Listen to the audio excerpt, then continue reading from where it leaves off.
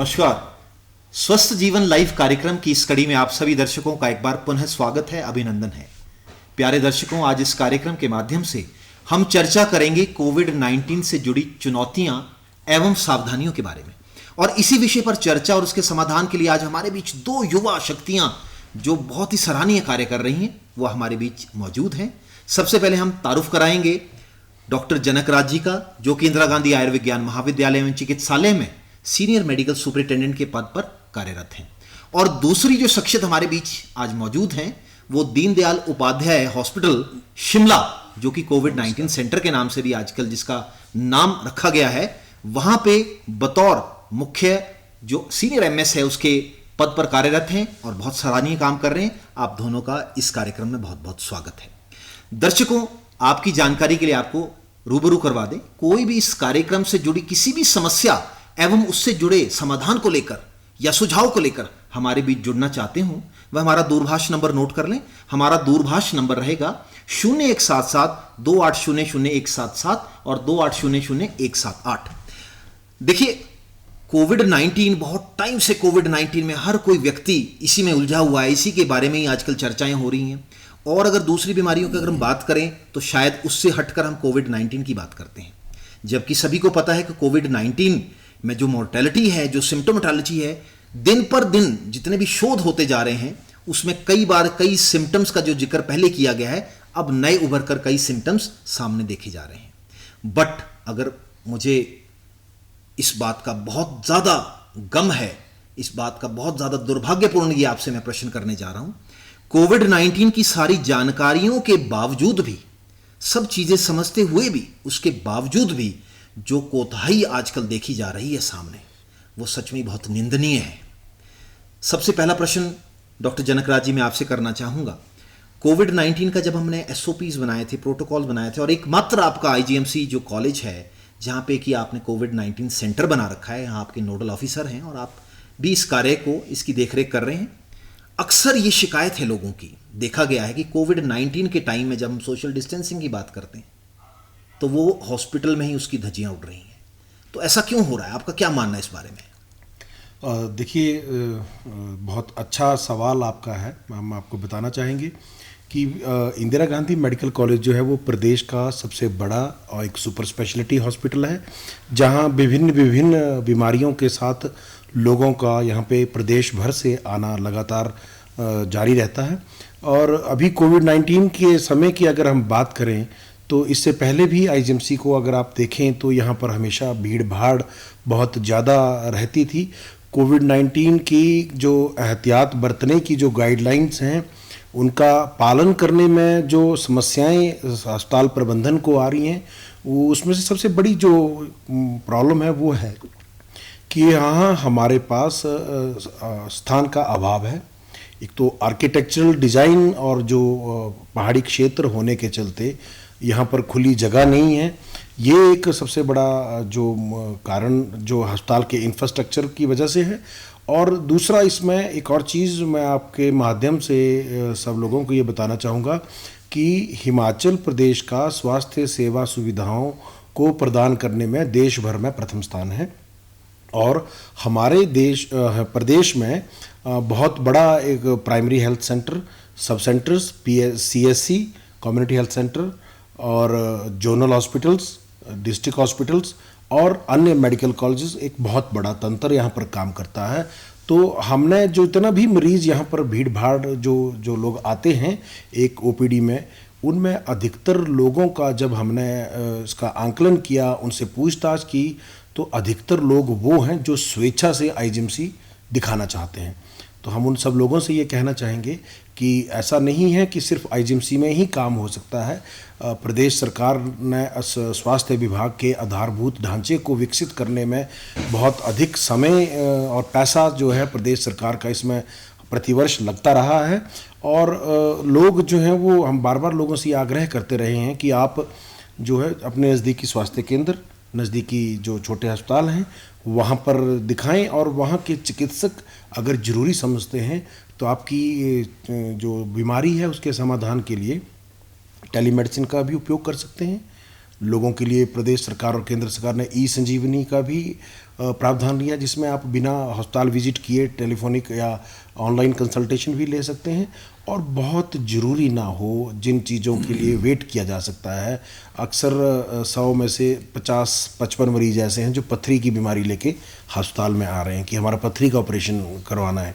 तो वैसी चीज़ों के लिए जिसके लिए समय जो है वो इंतज़ार किया जा सकता है, हम लोगों से ये आग्रह करना चाहेंगे कि कृपया इस समय को थोड़ा संयम बरतें और हमारा और सरकार का जो है वो योगदान करें। तो डॉक्टर लोकेंद्र पाल शर्मा जी, आप दीनदयाल उपाध्याय में as a senior medical officer, medical superintendent आप वहाँ कार्यरत हैं, और साथ में आजकल जो आपका सेंटर है वो कोविड-19 के लिए स्पेशल सेंटर बनाया गया है। शायद ये रश जो आईजीएमसी में देखा जा रहा है, ऐसा तो नहीं है कि आजकल जो जनरल ओपीडीज आपके वहाँ चलती थी वो अब सारी मूव हो गई आईजीएमसी की तरफ, और आपको सिर्फ एक दायित्व जो कोविड-19 से संबंधित मरीजों का है सिर्फ वो दे रखा है। तो आपको क्या लगता है कि आपके पास किस सिनेरियो के पेशेंट्स आ रहे हैं? सच में ही वो पॉजिटिव पेशेंट्स आ रहे हैं, सीरियसली इल पेशेंट्स आ रहे हैं, क्या आप उनका मैनेजमेंट वहीं कर रहे हैं कि अल्टीमेटली आपको भी बाद में उनको रेफर आईजीएमसी को करना पड़ रहा है? इस संदर्भ में मैं सिर्फ इतना ही कहना चाहूँगा कि जिस तरह से इस दीनदयाल उपाध्याय अस्पताल को डेडिकेटेड कोविड हॉस्पिटल की नोटिफिकेशन हुई, बनाया गया, उसके बाद हमारे पास सिर्फ कोविड के जो पॉजिटिव पेशेंट है वो ही आ रहे हैं। तो हिमाचल सरकार ने 3 जगह इसको डिवाइड किया, dedicated covid hospital and DCSC and DCCC. तो हमारे पास डीसीएससी और डीसीएच डेडिकेटेड कोविड हॉस्पिटल के मरीज़ हैं, और आज भी लगभग जितने मरीज़ हैं 11 उसमें से पॉजिटिव मरीज़ हमारे पास है। टोटल संख्या अभी 38 के करीब है। और निश्चित रूप से जिस तरह से आप पूछ रहे थे कि आजकल के दिनों में जो हमारी ओपीडीज दीनदयाल उपाध्याय में रहती थी वो लगभग 1800, 1900, 2000 के करीब रहती थी। वो निश्चित रूप से डेडिकेटेड कोविड हॉस्पिटल होने की वजह से सारा रश आईजीएमसी की तरफ शिफ्ट हुआ है। जिस तरह से डॉक्टर जनकराज ने अभी कहा कि हमें जो पेरिफेरल इंस्टीट्यूट है वहाँ भी जाना चाहिए, तो इस प्रोग्राम के माध्यम से मैं तमाम जनता से ये आग्रह करता हूँ और प्रार्थना भी करता हूँ, रिक्वेस्ट है कि आप बड़े अस्पताल में तभी आएँ अगर आपको ज़रूरत बहुत ज़्यादा है। सिर्फ छोटी सी बीमारी लेके बड़े अस्पताल में आने का मतलब है कि आप यहाँ पे जो हमारे संसाधन है, हमारी जो एक्सपर्टीज़ है, सुपर स्पेशलाइजेशन है, उनका मिसयूज़ करना। तो जो काम प्राइमरी हेल्थ सेंटर में हो सकता है उसके लिए प्राइमरी हेल्थ सेंटर में जाना चाहिए, और जिस तरह से अन्य जगहों में भी प्राइमरी, सेकेंडरी और टर्शरी केयर इंस्टीट्यूट बने हैं, उसी हिसाब से आम जनता में, जनमानस को भी ये चाहिए कि उस तरह से इनका सदुपयोग करें।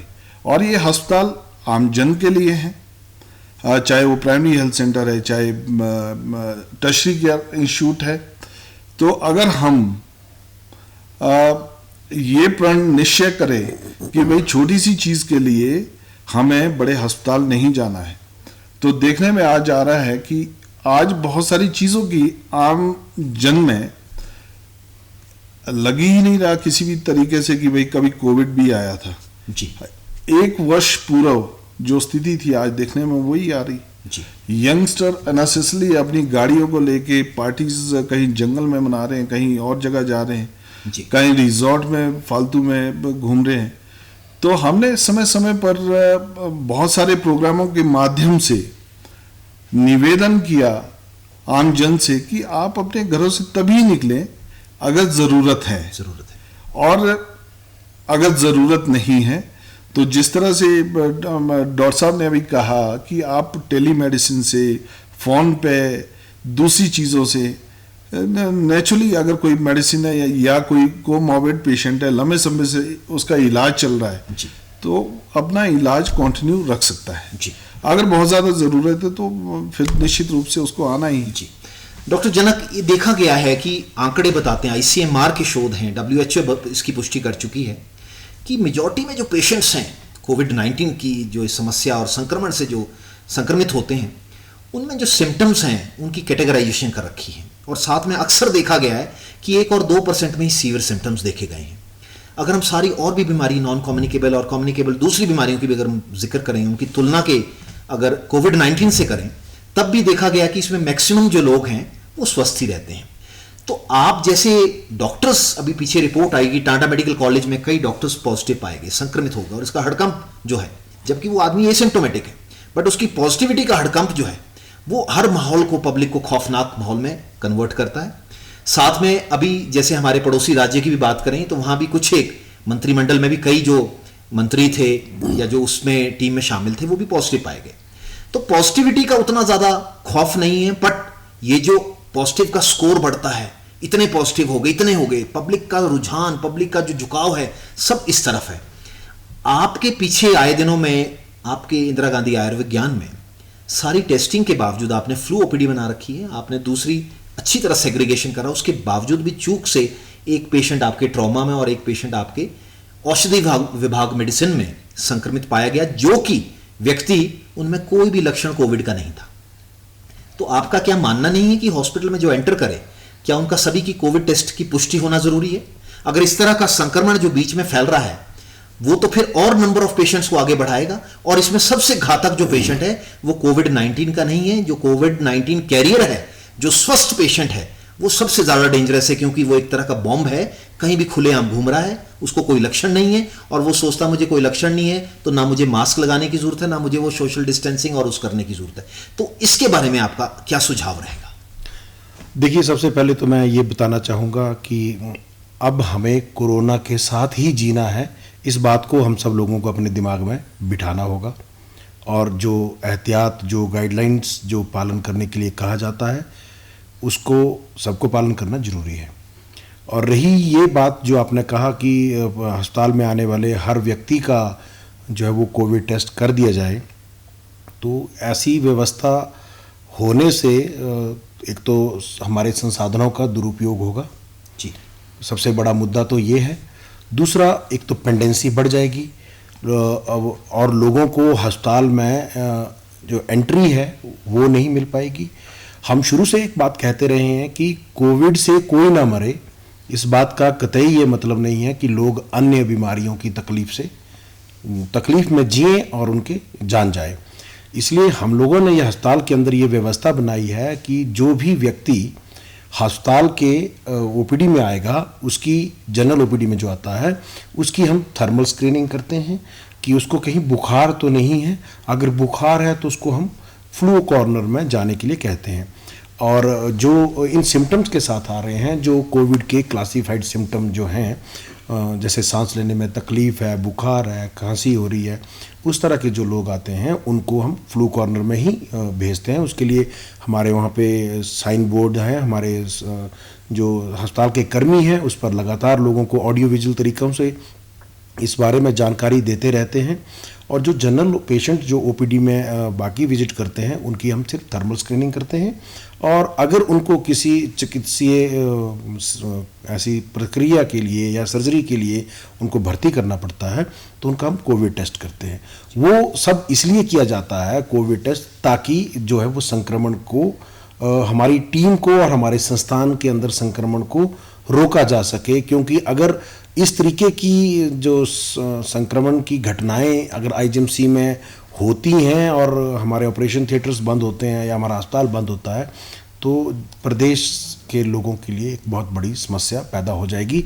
और जो लोग नॉन कोविड बीमारियों से ग्रसित हैं, ऐसा नहीं है कि कोविड से पहले दुनिया भर में कोई बीमारी नहीं थी, तो कोविड से पहले भी बीमारियां जो हैं वो लाखों करोड़ों के तादाद में लोगों की जो है वो समस्याएं हैं।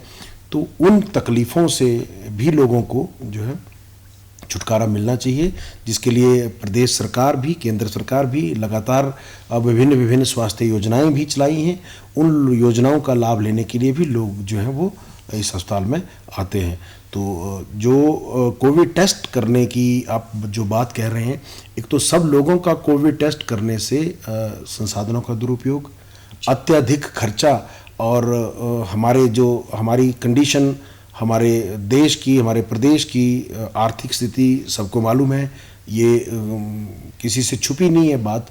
और अगर हम अत्यधिक टेस्टिंग करेंगे, अभी भी अगर आप देखें तो लगभग हमने 2 लाख के करीब करीब प्रदेश भर में टेस्ट हो चुके हैं, और पॉजिटिविटी की अगर बात करें तो लगभग 5,000 के करीब करीब या 5,5200 के करीब करीब लोग जो हैं वो पॉजिटिव पाए गए। तो टेस्टिंग की अनुपात और पॉजिटिविटी के अनुपात को अगर देखें तो वो एक बहुत बड़ा एक डिफरेंस है। तो ये सारा जो प्रदेश सरकार कर रही है बीमारी की कंटेनमेंट के लिए ही किया जा रहा है। चलिए डॉक्टर साहब, आपने बहुत खूब बताया कि प्रदेश सरकार कर रही है, सब चीज़ें कर रहे हैं, डॉक्टर्स कर रहे हैं, और जितने भी कोविड वॉरियर हैं, जिनको वॉरियर के नाम से दिया गया, मेरा मानना यह है कि कोविड वॉरियर जो ये आम जनमानस है, इनको इसका दायित्व क्यों नहीं दिया गया कोविड वॉरियर का? क्योंकि क्या कोविड वॉरियर वही है कि आप बदपरहेजी करें, आप इधर उधर घूमें, आप भीड़ भड़के वाले क्षेत्र में जाएं, अपने आप को संक्रमित करें और फिर अपने आप को डॉक्टर पे थोप दे कि डॉक्टर अब हमारा टेस्ट क्यों नहीं करवा रहा, हमारे को आईसीयू क्यों नहीं प्रोवाइड हो रहा है, हमारे को अच्छी दवाइयां क्यों नहीं हो रही, हमारे को स्पेशल केयर नहीं हो रही। तो कहीं ना कहीं जो पब्लिक है, पब्लिक को सब जानने के बावजूद भी पब्लिक जो अपनी जिम्मेवारियां हैं उनसे कतरा रही है। तो पब्लिक को भी बढ़ चढ़ के सूझबूझ से, दायित्व से एक जिम्मेवार नागरिक, जिम्मेवार परिवार के सदस्य का मुखिया बनते हुए ये सब सोचना जरूरी है कि इसकी ट्रांसमिशन हवा नहीं फैला रही, इसकी ट्रांसमिशन, क्योंकि कैरियर अगर ह्यूमन होस्ट बना रखा है, जानवर भी इससे वंचित हैं, जानवर भी सुरक्षित हैं। ये आदमी ऐसा ही एकमात्र ऐसा प्राणी है, जानवर है, जो कि हर जगह सूझबूझ समझाने के बावजूद भी बात करते थे हम मास्क की। तो आपने देख ही लिया होगा कि हमारी जनमानस जो है मास्क को सब कुछ समझते हुए भी किस तरह से उसका सदुपयोग या दुरुपयोग कर रही है।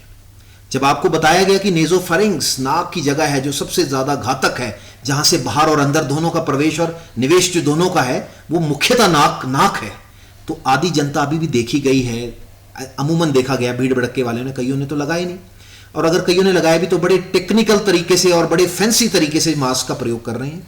और जब शुरुआत में दस्तक दी थी कोविड-19 ने, तो इतने ज्यादा N95 मास्क का प्रचलन चला था, लोगों ने खुद ब खुद लगाने शुरू कर दिए थे, और उन्होंने सोचा था कि शायद यही एक विकल्प है, यही एकमात्र हमारे पास जरिया है कोविड से बचने का। और जब अब कोविड फैला, अब जब रफ्तार पकड़ रहा है, तो अब लोग मास्क लगाना भी भूल रहे हैं। मास्क को टेक्निकल नहीं लगा रहे हैं, फैंसी मास्क हैं। गमछे की बात करते तो वो भी टेक्निकल बना हुआ है। तो आपको क्या लगता है, ये दायित्व तो पब्लिक का नहीं बनता? पब्लिक इस बात में जागरूक होने के बावजूद क्यों लापरवाही बरत रही है? क्या वो चाहती है कि हम गरीब से गरीब बनते जाएं, हमारे हॉस्पिटल और पैक होते चले जाएं, या हमारे जो साधन है, जो हमारा ही सब कुछ है, पैसा है, उसको हम खुद बर्बाद करें? क्या ये दायित्व पब्लिक का होना चाहिए या नहीं? बिल्कुल, ये दायित्व समाज का, पूरे समाज का है, पूरे पब्लिक का बनता है कि हमारे पास जो ये समय है, ये शेष जो समय है कोविड का, इसको विशेष बनाने की आवश्यकता है। और इसमें जिस संतुलित और सुव्यवस्थित समाज की हम कल्पना कर रहे हैं, उसके लिए ये अत्यंत आवश्यक है कि जो हमारी एडवाइजरी शुरू में भारत सरकार ने, हिमाचल प्रदेश की सरकार ने जो दी थी, उसका पालन निश्चित रूप से करें। अगर पालन करते हैं तो ये आंकड़े शायद इतने ज़्यादा ना बड़े होते। आज सोशल डिस्टेंसिंग की धज्जियाँ उड़ रही है, चारों तरफ देखने में ये आता है। और मास्क लगाने का भी जो तरीका है बिल्कुल ठीक नहीं है, हैंड सैनिटाइजेशन नहीं है, एसिम्प्टोमेटिक पेशेंट पॉजिटिव आ रहे हैं। तो इसका सारा जो रिजल्ट है वो ये देखने में आ रहा है। अब निश्चित रूप से क्या कहते, पूरे जनमानस से, पूरे समाज से हम तो एक निवेदन ही कर सकते हैं कि जो SOPs सरकार ने बनाई है, उन SOPs पर गहनता से विचार करे और उस गहनता से उस पर काम करे, तो हम आने वाले समय में कोविड से लड़ने में सक्षम होंगे। आज देखने में ये आ रहा है कि कोविड-19 का ये पीक टाइम कम्युनिटी इस समय स्प्रेड है जी। हमारे यहाँ 2814 जो मरीज़ है वो बिल्कुल एक्टिव मरीज़ है, जबकि 3810 रिकवर्ड भी हुए हैं, जिसमें से 51 पेशेंट यहाँ से माइग्रेट हुए हैं। तो इस तरह के आंकड़े देखने में आते हैं। तो ये आंकड़े इतने ज़्यादा ना होते अगर जनता जनार्दन ने इसको बड़ी गंभीरता से लिया होता। पहले जिस तरह से गंभीरता से लिया था, उस सोशल डिस्टेंस को मेंटेन रखा था, हैंड हाइजीन ठीक थी, मास्क प्रॉपरली पहन रहे थे, तो संख्या भी इतनी ज़्यादा नहीं बढ़ी थी। जी। जिस जिस तरह से इसकी थोड़ी सी धज्जियाँ उड़ी, आज आदमी ऐसे दिख रहा है, हर आदमी रिलैक्स है कि भाई इससे कोई डेथ नहीं हो रही है, इससे कोई मेजर फर्क नहीं पड़ रहा है, तो उनको लगता है कि इसका कोई ज़्यादा मतलब नहीं है। तो इस तरह से अभी कम्युनिटी स्प्रेड हुआ है। अभी ये बिल्कुल निश्चित रूप से क्या कहते हैं, इस समय ध्यान देने वाली बातें हैं। जो एसओपीज बने हैं उन एसओपीज की तरफ गहनता से विचार करें और इसको अपने जीवन में ढालें। और ये निश्चित रूप से ये है कि भाई हमें आने वाले समय में भी कोविड के साथ जीवन जीने की कला को विकसित करना है। चलिए डॉक्टर साहब ने बहुत खूब बताया कि हमारे को कोविड की जो जीना है, हमारे को जीवन शैली हमें तब्दील करनी पड़ेगी। शुरू में जब खौफ था तो पब्लिक बड़ी कंफ्यूज थी। पब्लिक भी वैसे सब चीज़ें जानती है। उन्हें लगा कि कोविड का खौफ था, इतने लोग विदेश में देखे गए कि मर रहे हैं, तो शायद यहाँ तो बहुत हमारे पास साधन नहीं है, सब कुछ नहीं। कई शोध ऐसे आए कि हमारी इम्यूनिटी बड़ी स्ट्रांग है, जो हिंदुस्तानी हम जो एशियन पॉपुलेशन है उसकी इम्यूनिटी बड़ी स्ट्रांग है, तो शायद हमारी जो वायरस की विरुलेंस कम होने से, हमारी इम्यूनिटी उजागर होने से हम में ज़्यादा आघात नहीं पहुँचेगा। और लोगों ने बहुत अच्छा जो लॉकडाउन हुआ, जो कर्फ्यू हुआ, उसका पालन किया और उस दौरान देखे गए कि आंकड़े कम थे। आपके मानने से आपको नहीं लगता कि इस परिस्थिति में जब ये सारी चीज़ें अनकंट्रोल्ड हो गई है, पब्लिक को कंट्रोल करना मुश्किल हो गया? आप खुद बता रहे हैं कि हॉस्पिटल में बहुत अव्यवस्थित सारी काम हो गए हैं, पब्लिक को कंट्रोल करना मुश्किल हो गया है। वार्ड में देखा जाए तो भीड़ है, वार्ड के अंदर भीड़ है, वार्ड के बाहर भीड़ है, पूरे हॉस्पिटल के सिनेरियो में भीड़ है और आपके पास स्पेस कम है। आपको नहीं लगता आपके सुझाव से कि लॉकडाउन दोबारा कर देना चाहिए, कर्फ्यू दोबारा कर देना चाहिए, जैसे पंजाब में भी शनिवार को कर्फ्यू कर दिए? आपको लगता है कि अगर पब्लिक इस तरह से नहीं अगर ये समझ रही है तो क्या सख्ती की जरूरत करनी पड़ेगी या नहीं? देखिए, ऐसा है कि हमें लॉकडाउन करने की, सख्ती करने की आवश्यकता से ज़्यादा जो है वो हमें लोगों को अपने व्यवहार परिवर्तन करने की ज़रूरत है। हम लोग मौलिक अधिकारों की बात करते हैं, पर हमारे कुछ दायित्व जो इस देश के प्रति हैं, अपने समाज के प्रति हैं, उनको हम भूल जाते हैं। जब लॉकडाउन धीरे धीरे जब अनलॉक 1 हुआ था, उस वक्त के कई फ़ोटो सोशल मीडिया में हमने देखे, लोगों ने हमें सर्कुलेट किए, आप लोगों ने भी सब देखा होगा कि किस तरह जब शराब की दुकानें जब खुली थी शुरुआत में, तो किस तरह लोगों ने वहाँ पे भीड़ इकट्ठी कर दी। तो बात लॉकडाउन लगाने की नहीं है, बात रिस्ट्रिक्शंस लगाने की नहीं है। जब तक लोग इस चीज़ को नहीं समझेंगे, और बड़े दुखी मन से मुझे ये कहना पड़ता है कि शायद हमारे लोगों ने इस कोविड-19 को गलत आंक लिया है। लोगों को ये लगता है कि सरकारें अपनी चिकित्सीय क्षमता को बढ़ाएंगी, स्वास्थ्य सेवाओं को बढ़ाएंगी तो हमारी कोविड से रक्षा हो जाएगी, और कोविड से मर तो रहे नहीं लोग, तो मुझे भी कुछ नहीं होगा। ठीक है, मुझे कुछ नहीं होगा, पर मैं अगर किसी दूसरे ऐसे जिसकी भी शरीर की जो बीमारियों से लड़ने की क्षमता है, जिसको इम्यूनिटी पावर कहते हैं, जिसकी भी वो कम है, अगर मेरे से उस बीमारी वो मेरे किसी परिवार के सदस्य या हमारे समाज के किसी व्यक्ति को, दूसरे व्यक्ति को चली जाती है, उसके अगर प्राण जाते हैं तो वो एक बहुत बड़ा हम पे पाप भी लगता है, और हम समझते हैं एक बहुत बड़ा नुकसान भी है।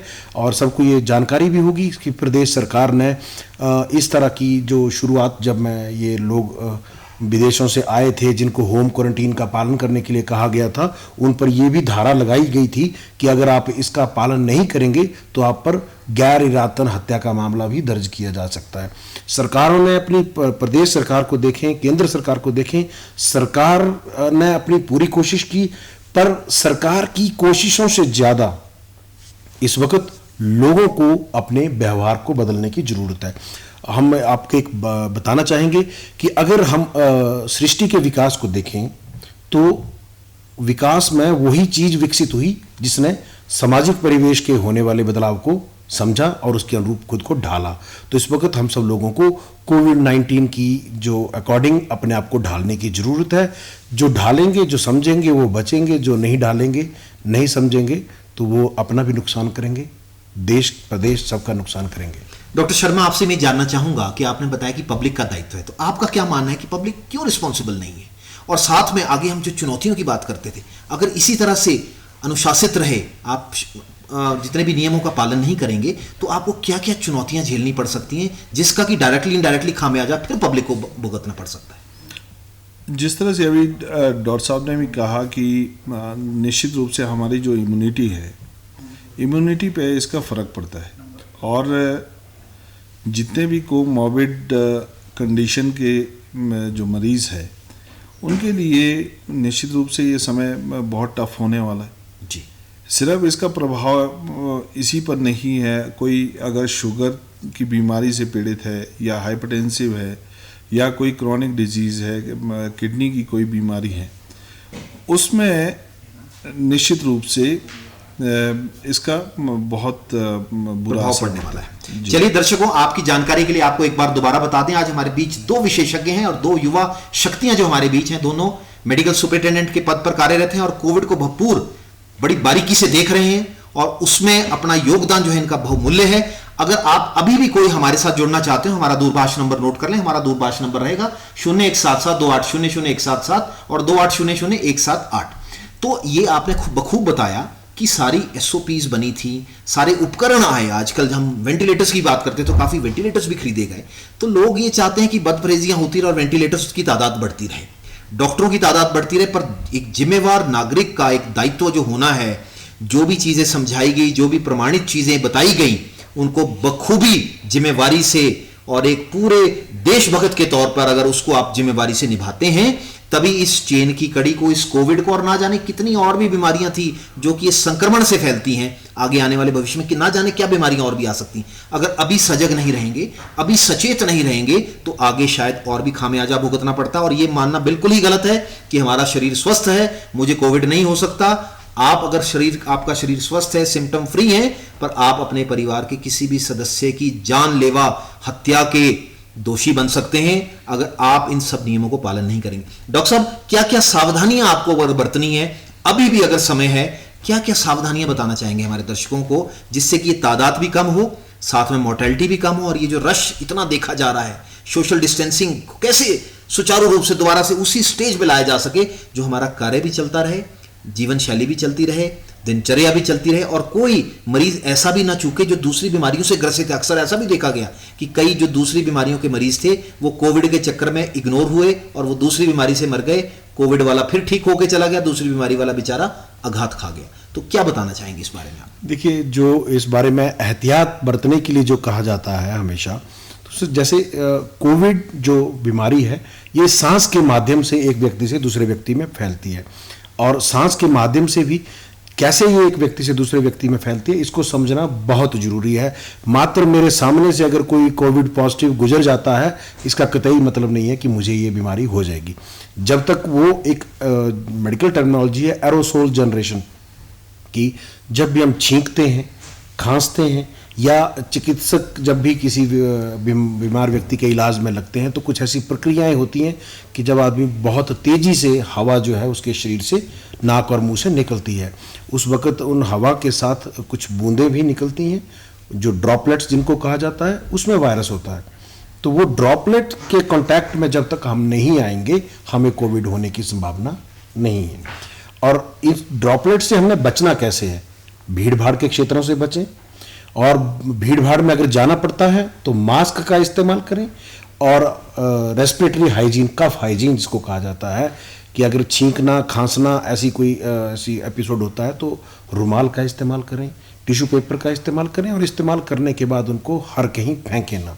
ये भी अक्सर बहुत लोगों में हमने देखा है कि लोग अक्सर मास्क तो पहने हैं, पर जब किसी से बात करने के लिए नज़दीक जा रहे हैं तो मास्क उतार के उनसे वो बात करते हैं। इस तरह के बहुत सारी चीज़ें हैं जो लोगों को समझनी होगी, क्योंकि एहतियात क्या क्या बरतनी है, इसके लिए सरकारों ने करोड़ों रुपया खर्च करके जो जगह जगह साइन बोर्ड लगाए हैं, अखबारों में रोज़ ऐड आती है, जो सोशल मीडिया पे ऐड आ रही है, टीवी पे ऐड आ रही है, उसके बावजूद भी हम सब लोग जो हैं एक अनजान बने हैं उस शुतुरमुर्ग की तरह, कि जो रेत में अपनी गर्दन छुपा के ये सोचता है कि मुझे खतरा नहीं दिख रहा है, तो खतरे को मैं भी नहीं दिख रहा।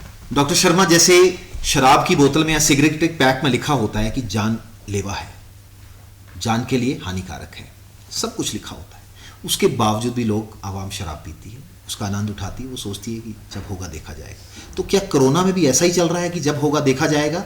और ये जो आंकड़े बढ़ते हुए आ रहे हैं, इतने ज़्यादा हॉस्पिटल में जो बढ़ोतरी हो रही है, इसको आपके अनुभव से आप क्या संदेश देना चाहेंगे कि इसको कैसे टेक्निकल इससे छुटकारा करना है? और रही बात वैक्सीन की, हम वैक्सीन के बारे में चर्चा करते हैं, भाई वैक्सीन किसको लगनी, कैसे लगनी, इसमें भी चर्चाएं चल रही हैं कि वो अगर आएगी तो किसको मिलेगी, किन लोगों को मिलेगी। आपके अनुभव से आपकी क्या संदेश जो महत्वपूर्ण रहेगा हमारे दर्शकों से साझा रहेगा? जिस तरह से डॉक्टर साहब ने अभी कहा और आपने भी पूरा में सारा ब्रीफ कर दिया कि सबसे महत्वपूर्ण तो यही है कि भाई सोशल डिस्टेंस को मेंटेन रखें, और साथ में जब आप बाहर भीड़ भाड़ वाले इलाके से घर के भीतर प्रवेश करते हैं तो अपने हाथों को निश्चित रूप से 20 सेकंड तक जो 6 स्टेप है उसके साथ साफ करें जी। अगर भीड़ भाड़ इलाके में जा रहे हैं, गलती से कहीं हाथ लग जाता है तो सैनिटाइज़र के साथ साफ करें, और मास्क को भीड़ भाड़ इलाके में ज़रूर पहन के रखें। और साथ में अगर संक्रमित व्यक्ति, अब देखने में ये आ रहा है कि सिम्टम है नहीं है, और सिम्टम नहीं होने के बावजूद भी अगर टेस्ट किया जाता है तो टेस्ट में पॉजिटिव आता है, तो मेरे ख्याल से जनमानस को ज़्यादा घबराने की आवश्यकता नहीं है। बहुत सारी जगह मैं ये बड़े आत्मविश्वास के साथ ये व्यक्तिगत रूप से कह रहा हूँ कि जितनी सुविधाएं हिमाचल प्रदेश में कोविड के लिए है, मेरे ख्याल से भारतवर्ष में चुनिंदा स्टेटों में ही ऐसी सुविधाएं होगी। चलिए, और यहाँ पे जितना फोकस किया जा रहा है तो उसमें महत्वपूर्ण संदेश यही है कि जो ये गाइडलाइंस है इनका फॉलो अप प्रॉपर नहीं हो रहा है। और जितने लोग बाहर से आ रहे हैं, बाहर से आने के बाद बहुत सारे लोग अपने आप को प्रॉपर क्वारंटाइन ना करके वो भी मिल रहे हैं। पहले देखने में ये भी आया, सुनने में भी आता था कि कुछ रास्तों से, चोर रास्तों से बहुत सारे लोग आ रहे हैं, लेकिन समय समय पर सरकार ने इस पे बड़े कड़े आदेश दिए, इन चीज़ों को रोका गया। फिर उसके बावजूद भी आज हमारे जो आंकड़े हैं, अगर पूरे भारतवर्ष के परिवेश में देखें तो हमारे आंकड़े बड़े मतलब बहुत ही बढ़िया है। चलिए, बहुत महत्वपूर्ण आज ये चर्चा रही, ये चुनौतियां और सावधानियां। अब चुनौती का जो मेन दायित्व है, अब मैं शायद फख्र से या आश्वस्त कर सकता हूं हमारी जितनी भी जनमानस है पब्लिक, उनकी तरफ से मैं आपको आश्वासन शायद दिला सकता हूं कि हमारी जनमानस अभी भी समझदारी और सूझबूझ से काम करेगी, और ये मानना कि डॉक्टर ही एकमात्र इसका उपचार करने वाला जरिया है, या हमारे जो दूसरे पुलिसकर्मी हैं, या हमारे पैरामेडिकल स्टाफ हैं, हमारे मीडिया कर्मी हैं, या और जो भी एनजीओ जो इस कार्य में लगे हुए हैं, उनका दायित्व बहुत कम है। मुझे जहां तक समझ आया पब्लिक का दायित्व बहुत ज़्यादा रहेगा। तो ये आज की जो ये चर्चा थी, मुझे लगता है ये हमारे जितने भी भाई बहन हैं दूर दराज क्षेत्रों में, और जो भी अनजान से पहले अनजान थे, भीड़ भड़के वाले एरिया में बिना वजह जो घूमा करते थे, या जो भी इन सारे नियमों का पालन नहीं किया करते थे, मैं उम्मीद दिलाता हूं शायद वो आज के संदेश से इस बात को समझेंगे, अपने देश, प्रदेश और पूरे विश्व में एक संदेश के तौर पर उभर के सामने आएंगे। तो समय का अभाव है, आज आप हमारे इस कार्यक्रम में यार बहुत महत्वपूर्ण जानकारी हमारे दर्शकों से साझा कर उन्हें लाभान्वित किया। मैं तमाम दर्शकों की ओर से आपका धन्यवाद करता हूं।